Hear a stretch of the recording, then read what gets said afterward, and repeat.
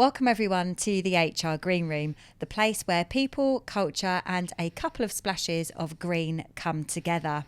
We're your hosts, Louise Johnston, Head of Customer Success and Sales, and James Proctor, Chief Commercial Officer. And together we lift the curtain on the world of HR with fresh ideas, honest conversations and a few surprises along the way.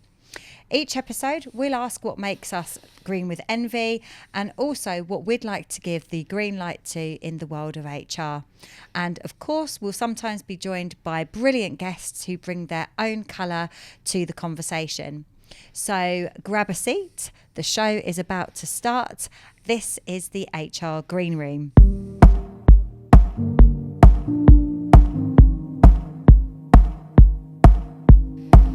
So we're back again. We are. It's nice to see you again, James. Yes, thank you. And well done to Gemma. Shout out to her for stepping in whilst I was off. So yes, that was a conversation that just we couldn't stop talking. I did invite her back. So hopefully in time, all our listeners will hear round 2 of the AI conversation. Yeah, and I'm not at all insulted that was the most listened to episode. So. Oh dear. Yeah. And today we're talking about OKRs. Yes. So quite different to traditional performance management, and I suppose it's the new normal in terms of performance, but still there are a lot of organisations that we speak to that aren't doing it that way. So what do you think in terms of traditional performance management versus OKRs? I think the interesting part is the way OKRs seem to pull everybody in the same direction. Mm-hmm. So there was a model, I can't remember what it's called, but it kind of showed the business direction with KPIs where you're all going in different directions off on your own path. But with an OKR, obviously amongst individual teams, each OKR should lead to one piece of the business, and that piece of the business is the direction that you all want to go. So I think that just to sort of open up the conversation, OKRs are brilliant because it gets you all focusing on one thing. You can have that laser focus without the distraction or the noise from various different KPIs. But that said, what I have then found in my own experience is you become so laser focused on the OKR, you then realise, well, hang on a minute, there is still the rest of the function that needs to obviously work. So you can't just forget the KPIs. Mm-hmm. For me, it's almost the OKR sits at the top. That's what the business will measure me on. But then underneath that, you do need still specific KPIs that you hold yourself to account. Yeah. So you're pulling in the right direction for the business, but then you've also got your underlying factors that show you whether or not you're performing as a function or not. Yeah, it's really interesting, isn't it? So you've worked in HR for a long time. What was your first experience of performance management? Well, performance management, when you say it in an HR context, would be about employees. Yes. And whether your employees are performing against their objectives and their behaviours. That was my first experience of performance in that way. And when I was working myself in HR, it was a long time ago now. So we didn't necessarily do the same measures that we have today around employee behaviour and how employees feel about your business.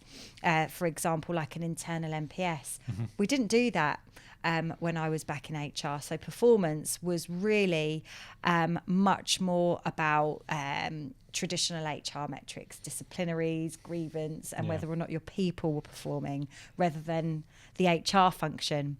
Yeah. And I remember actually when I was at university, one of the professors there described the HR department as the people that keep the score but don't play the game.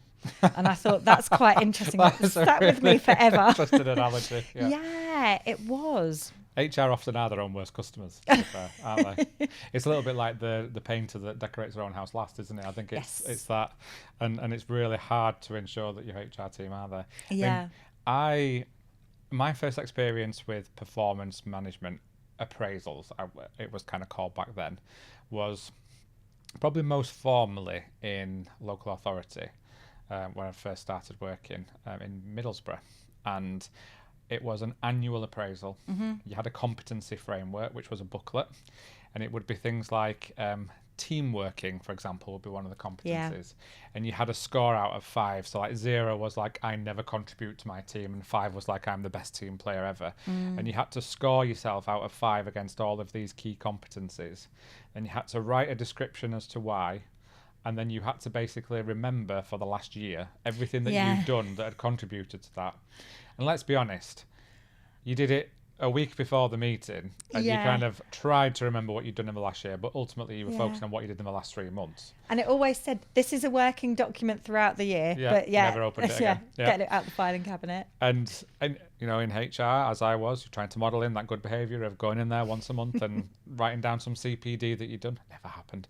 And I think it's really interesting because, in particular there, local government, probably similar to a lot of public sector, you were on a specific grade, you had incremental pay progression, performance wasn't a kind of a motivating factor in terms of your pay. You would move up the scale whether or not you performed. It didn't make a difference. So, and if you were at the top of your grade, there was nowhere to go. So it was almost, to a certain extent there, as a tick box exercise. And HR used to spend a lot of time keeping the scorecard and working out who'd done appraisals and who hadn't done appraisals. Mainly just to check that we'd done it and to say that yes, we were investing time in our people. But unless you worked in a service like social care, where there was really detailed professional supervision, as it is known there wasn't really anything that followed that performance structure. And I think I implemented in my team, and quite a large team then, one-to-ones, which was seen as quite novel, that you had to meet once a month to talk about priorities and your objectives and how you were contributing to them. And a lot of people ask, why are we doing this? I come in, I do my job, I'm paid to do it, and I go home. That's it. And it's really interesting how in different organisations that emerges. And we're quite lucky in our world in that a lot of the technology that we're implementing includes performance management. So we get to see the good, the bad, and the ugly of performance management. And I hear it so many times from new customers who are implementing new HR tech and they'll say to us, whatever you've got in performance management, it will be better than what we're doing now, because we're doing it on paper, on a Word document that we email around, and it gets sent to HR at the end. And it's so common that still is the practice there. Unless you're in an organisation which is very much performance driven and is focused on pay related performance, and then there tends to be a little bit more of a structure in place. And I think we've been through that journey ourselves at Phase 3, haven't we, in terms of I don't think we ever really had performance reviews, as I would call them, got annual appraisals. We had regular... We were talking all the time anyway. Touch bases, and coffee chats, I suppose. Lots of coffee chats with Kate back in the early days. But we never really had that formal performance review and performance appraisal until we implemented compensation planning. And then that changed in terms of if you have to give your employees a score out of kind of the percentage available, you have to be able to justify that and have those performance-based conversations. And it's one of the things that's kind of on the topic list for today. What made us rethink our performance management process as a business? I mean, can you remember what we went through when we first implemented it? Because I think you were quite... I wouldn't say against it, but you didn't fully understand the merits of it at the start, did you? And that's why I think your perspective is helpful on that. I seem to remember that the team were obviously performing. Everybody was doing a great job from what we could see. Yeah. Well, and it seemed like, I suppose, maybe going back to that form filling exercise, box ticking, because I met my team so regularly. I already know what they're doing. I know if there's a problem, and that's through our one-to-ones and just regular sort of team culture that we're always talking, a lot of the time. So I think when it became a more formal process, it felt a bit like, well, why do we need to do that? Because I already know that they're performing. But I think that related to maybe the growth of the business, the fact that our business was changing, and therefore we needed to start to do things in a different way, because I was probably very focused only on that one section, which was my team. Yeah. And obviously there is a lot more to phase 3 than just customer success at the time. So it did feel a bit like extra work that wasn't necessarily needed within my department.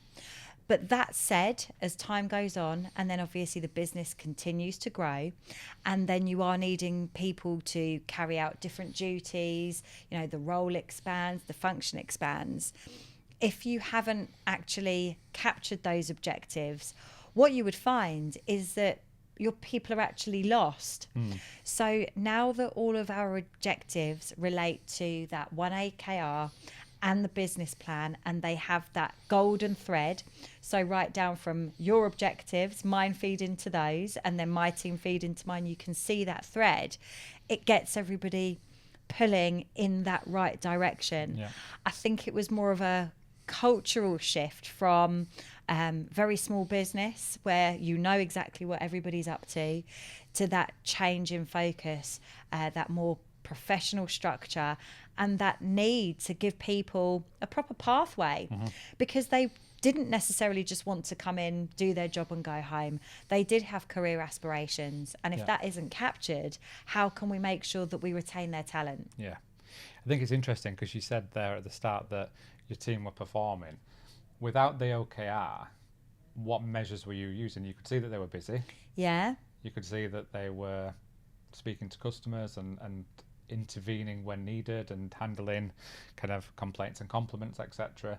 But actually, when we first started, if you remember, you weren't actually meeting the OKR that was set, were you? And that level of focus was I remember it being quite a challenging conversation with the team around, well, I'm meeting a customer for a QBR, but that's not generating revenue. Well, actually, it's protecting future revenue. Yeah. Which is what your job is, to retain revenue and to identify more work from customers and ways that we can help them. And every single thing that you do, you then start to question, is this meeting the requirements of the function? Yeah. Isn't it? And ultimately, that's what we have across every element of the business. So I think we have 8 OKRs at phase 3. Yes. Every function has their own, and then there's an overall business OKR. Yeah. What's interesting is for HR, the OKR that our HR team have it's sort of twofold. It's around the internal NPS, and it's not just the NPS score, but it's the percentage of engaged individuals who will complete the NPS. And the reason why we decided that was the important factor was HR do influence process and support management and support training and well-being and productivity as we would expect.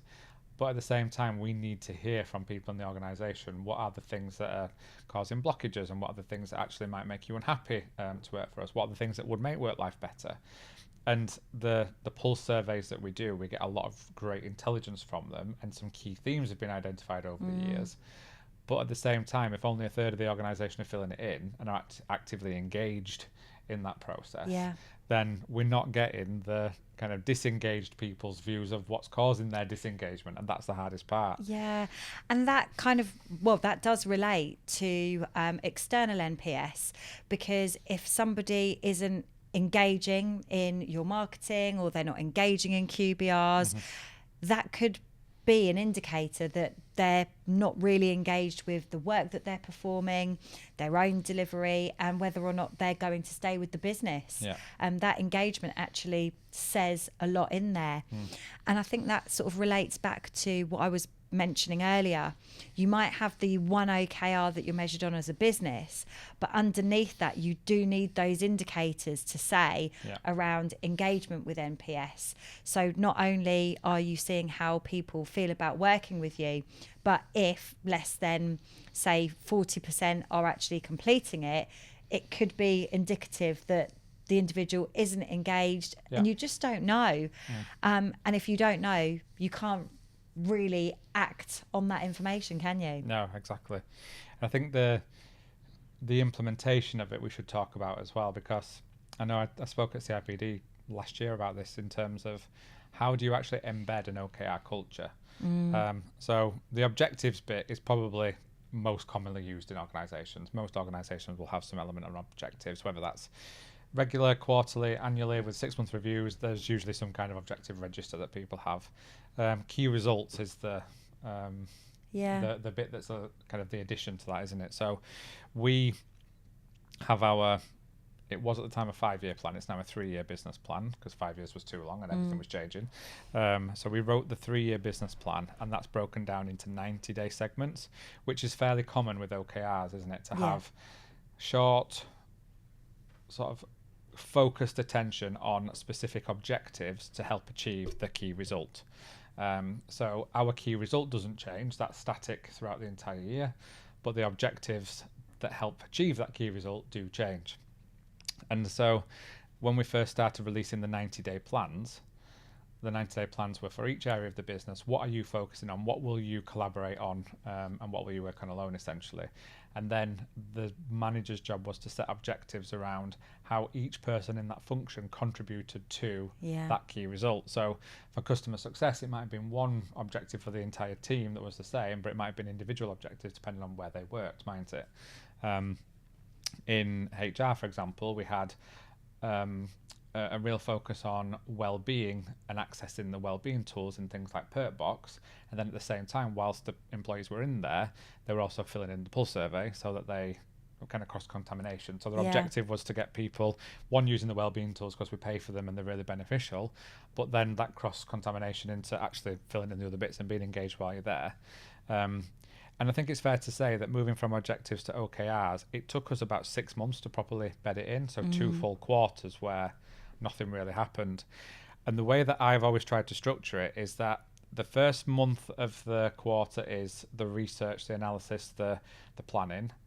The second month is the execution, and the third month is the review. Yeah. And then we're in that continual cycle of we're always either planning, doing, or reflecting, and learning quickly on that. And probably people in the business won't actually recognise that that's how it's structured without kind of hearing it said in that way. But ultimately, that's what I believe gives us the best outcomes from the OKRs, because we're not just saying in the first month you've got to deliver this with no forethought, no planning. Yeah. And I think the change that we made in the last year was that the senior leadership team helped, after they've read the business plan, set the OKRs for the year ahead of the 90-day plans coming out. So they knew what was on the second, third, fourth quarter of the year's 90-day plan, so they could start to be thinking about that rather than it being released 2 weeks before the quarter started. So that's a lesson that we learned internally, wasn't it? That actually having that 3-year business plan, it's broken down into 90 days, which is broken down into a year. Yeah. But ultimately then we're prioritising within the year, and sometimes we'll pull things forward and push things back depending on what's actually happening in reality. But I think the kind of 6-month bedding in period is particularly standard. Yeah. But I want to ask you about the key results element. So there's been a lot of debate in our teams internally in terms of the actual targets. Yes. So do you think they should be a stretch target, or are you a fan of the 70% rule, which is 70% of your OKR is good and anything above that is excellent? It's such a difficult question because obviously my targets are revenue based. Numerical, yeah. Yeah, numerical. So it's really hard because even, let's say, £10 off target is still red. Yeah. You haven't met it. But you're never going to sort of be on target. You'll always be over or under. I think that it's nice to see that a target is achievable. Mm-hmm. So if I had never met target, I think the team would feel really disheartened. They would wonder why the target was so high. It's not doable. So I think that there's a place for showing that you can hit that target, all of the things that you did to make that happen, and then slowly starting to increase things. Because if you bring it down to the sort of 0.7 rule, I think then you're actually heading in the opposite direction, because then you're not aiming for the best, you're aiming for Good enough. 0.7, yeah, good enough, and that's not right. There's that old saying, isn't there? Shoot for the moon, and even if you miss, you'll land upon the stars. Yes. Then that's almost, it's like settling for second best, isn't it? Yeah, I think so. So it's got to be something that's achievable. If you're never going to hit that target and it's so, far-fetched, you'll end up with employees just feeling disengaged. What's the point? It's not achievable. That doesn't do anything for motivation or morale. So they need to be reviewed so that you can see whether you can get there and then make slow increments. I don't think I'm a fan of the 0.7 because the way we get our visual at phase 3 is either green or red. Binary, yeah. Yep. If we had it in sort of an amber, it's too grey. What does that really mean? Am I performing? Am I not performing? It almost makes it too subjective because we could argue if mine was on amber all the time, I would say, well, that's good enough. And you might say, well, no, it's not. Yeah. So I think quite a hard approach, actually, hit or miss. It's funny, it was quite a big debate when we were setting up the dashboards and things. And our founder and chief exec Assad said, it's binary. You've passed or you've failed. There is no, you've done all right. And I think we've had conversations around, if your target's 70%, you've got 69%. You're really close, and it's almost like, not quite. What could you have done to get that 1% extra? That's the obvious question. And I think it's interesting in the follow-up because what we do every quarter, so our objectives and key results are monthly, but then they're set quarterly and we review them quarterly. At the end of every quarter, we have a performance clinic. Now, you have met your OKR quite a lot of times, haven't you? And it's almost like for the people who are green and yes, you've met them, why are we having this meeting? Because I've performed, so what more do you want of me? Yeah. And actually the question is, well, what could you do now to exceed it even more and to keep making sure you're green every month and not going into red? And for the people who are in red quite consistently, it's a little bit of, oh, I'm here again, and I've got to sit there and say that I'm in the red and explain why I'm in the red. And I think that's where the really useful element is, because yes, we've set those objectives a year ahead, but if there's something that's preventing that 5% of efficiency, for example, in delivery, and that 5% is the difference between achieving OKR or not, it really kind of binds them into achieving that 5% difference that then makes all the difference to them meeting their OKR. And ultimately that unlocks benefits and prizes, doesn't it? That's the way the system is designed. So I think it's really interesting, that kind of binary approach. And there is lots of discussion around targets and whether they're the right targets, whether they're the wrong targets. And I think it's an interesting insight into leadership. Yes. Is this, because the leader who's not achieving the target but blames the target, I think is somebody who has a challenge there. Yeah. And I will always challenge that back to them, that we agreed these targets in that emotionless state when we agreed what the targets were going to be. You said it was achievable. You said that you were able to deliver to that, and that's why we set them, because they weren't set, by people in an ivory tower. It was done collaboratively. Yeah. And it's almost like in the HR world, you give the organisation MI and they say it's wrong, so they don't want to listen to the message it tells the organisation because they're saying the data's wrong. I think it's similar in terms of the leader who says the OKR is wrong rather than actually what they're going to do to try and achieve it. And I think we've seen that historically, and that's worked its way out over time because people realise that the targets are the targets and you were there helping set them. Yeah. So it is definitely an interesting process. I think the last thing we're going to talk about is how you measure the impact of the OKRs and the impact it's had on the business. So talk to me about, again, from your experience in your team, what impact has it had on the team when they either meet or don't meet their OKR, and when you're halfway through a month and it's looking like you're not going, so what happens? Yeah. It's a really interesting question because I think all businesses and all departments are the same in terms of you go through peaks and troughs.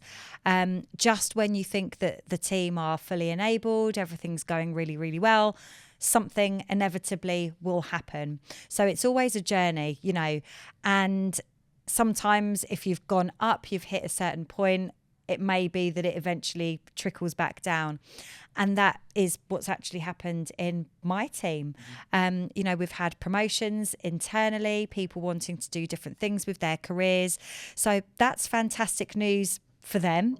But then in my mind, I'm thinking, oh my God, the OKR is going to drop.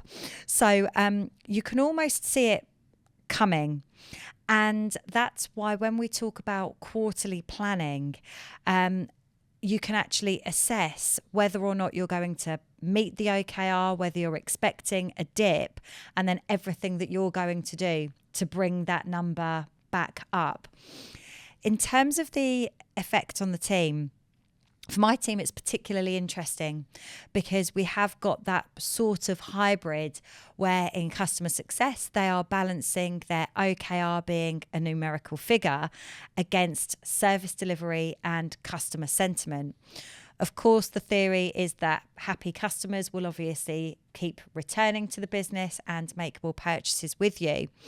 So for CSMs, they are all about the sentiment of that customer, less so much about the revenue figure. So when we first applied that OKR, there was quite a lot of unrest. They are not salespeople.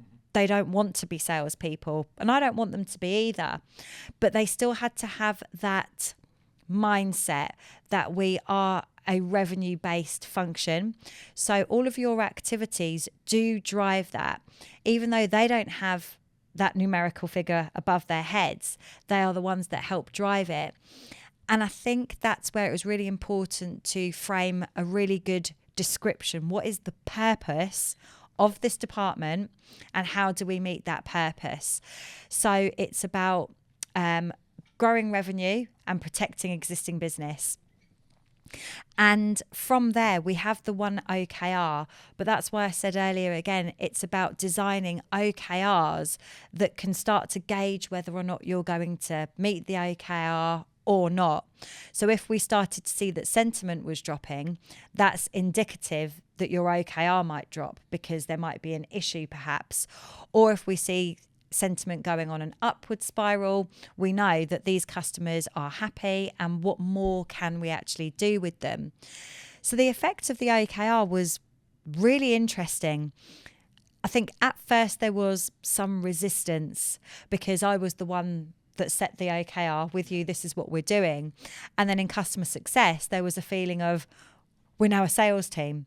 You're not a sales team, but one feeds the other. It's that loop. So now that the process has been embedded, really proud to see that we hit OKR, the team proved that they could do it. And that was by merging account management and customer success to feed each other, essentially. But then, like anything, as I said, it then changes. We've had people who want to further their careers. We've had changes amongst the team. So then you do start to feel getting into the summer months, people are on holiday, there hasn't been as much activity. So I'm then preparing for that to change. It's interesting, isn't it, as well, because I think when we first implemented it across the whole business, there was an element of our headline OKR is the EBITDA of the business, so profitability.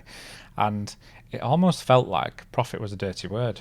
Yeah. And it's interesting because I think the view that some people take is that profit is for the owners of the business and it's to maintain their lifestyle. I think what people don't realise is that in an organisation like ours, profit is what drives the growth. It's what provides the training opportunities and all those extras that we get as an organisation, and the new roles that we've created that have given people development opportunities and career progression. I mean, I started at Faceway as a consultant and kind of over years worked my way up into kind of C-suite, and that doesn't happen without profitability. So we really did a big piece about communicating that profit is shared. Yeah. But you've got to achieve profit in order to share it, and that took some time to embed. I remember we were doing some commercial awareness training, and it was like a penny dropped because we had a pile of cash on the table, monopoly money, and we asked the team to divide up how much do you think we spend on staff, on bonuses, on keeping the lights open in the office, on marketing, on sales, and they had to divvy up the cash and how much do you think is profit. Almost entirely, everybody assumed that there was a lot more profit than there actually is. Yeah. And the pots that were there for things like benefits and bonuses and gifts and, wedding gifts and big birthdays and, all of that was underestimated. And then we also went through this view of, from a utilization perspective, I start with a pot of cash each month, which is as a consultant, my availability to bill in a month. Yeah. If my average is X%, some of that goes straight in the bin. That's cash I can never get back for the business. So straight away, that's profitability that's disappeared. And then they had to allocate the money where they would allocate it across the rest of the services. And they grossly underpaid themselves in terms of salaries, which was hilarious because, that's a common theme. But I think it was that penny drop moment that people kind of went, yeah, that's where the profit goes, not in this pile, which is the kind of leftover profit that gets retained by the business. And I think that was an important turning point for a lot of people to understand that profit is shared, and that's done through bonus schemes and through compensation planning. So in terms of the bottom line, has OKRs had an impact? The actual result is yes, it has for us. It really has solidified. It's helped drive that growth, profitability growth, and understanding of individuals of how they contribute to that growth in the business. And that might be by showing up and giving your all at work and being the best you can be in your job. And if you deliver that to the best possible capability, then that's all the business can ask of you, essentially. And I think it's to kind of end on the positivity side of this. We've talked about the challenges. It can work. It gives that clarity. It gives that structure. And ultimately, you've mentioned the phrase golden thread. If that golden thread is through the entire organization to see what does this person in this role contribute to the overall OKR of the business, for me visually, I do like to see that, and I can see that kind of pyramid of objectives going into the one top objective, which is to be profitable so we can reinvest back into the business. So yeah, I think it's definitely worked for us. But the last feature we've got to do is give the green light to something this week. So what would you give the green light to this week? So I think for me, a green light would be writing yourself a 90-day plan. Sometimes it can be difficult to see the wood for the trees. So have your overall business plan. What is your main target? And from there, you can break that down into organisational OKRs and then 90-day plans. There is another diagram where it's almost like the steps to reach you to the top of the ladder, and that top step, you can't reach it until you've broken it all down. So you're giving the green light to working on the business, not just in the business, essentially. Yes. That's a great way of putting it. Yeah, I mean, I would agree with that. I think my green light is to actually developing the key results element of the OKR. Like I said, most people are probably doing the objective element to a certain extent already. Key results, really sit and think about what matters to each function in the business and how that contributes to the overall OKR and objective of the business. And as a leadership team, I think it's a really interesting conversation to have together with each other around, this is what I think my KR should be. Yeah. Do you agree, leadership team? And how can I help you influence yours, and how can you help me influence mine? So that would be my green light for this week. Excellent. So that's all we've got time for today. Thank you for joining us in the HR Green Room. Keep giving the green light to the things that matter the most, and like and follow and comment if there's anything that you want to cover in future episodes.